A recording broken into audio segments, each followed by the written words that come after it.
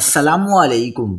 कराची में सर्दी की लहर दाखिल, मौसम खुशगवार, आज भी बारिश का इम्कान। आज सुबह से शहर में सर्द हवाओं का सिलसिला जारी, नज़ला जुकाम की शिकायत आम हो गई। क्या आप हालात हाजरा से आगाही हासिल करना चाहते हैं?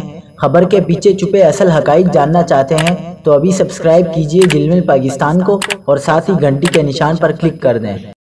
आपको बताते चलें कि कराची में गुज़िश्ता रोज़ बारिश के बाद से मौसम खुशगवार हो गया।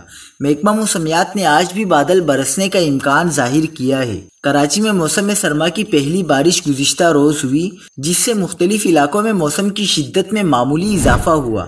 कई मकामात पर बारिश के बाइस ट्रैफिक की रवानी भी मुतासिर हुई।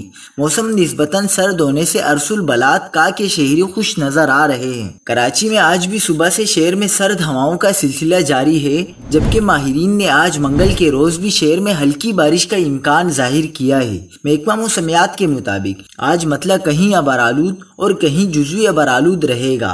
सर्द मौसम शुरू होते ही गर्म मलबूसात की खरीद और फरोख्त में इजाफा हो गया। वहीं शहरी नज़ला जुकाम का शिकार भी हो रहे हैं।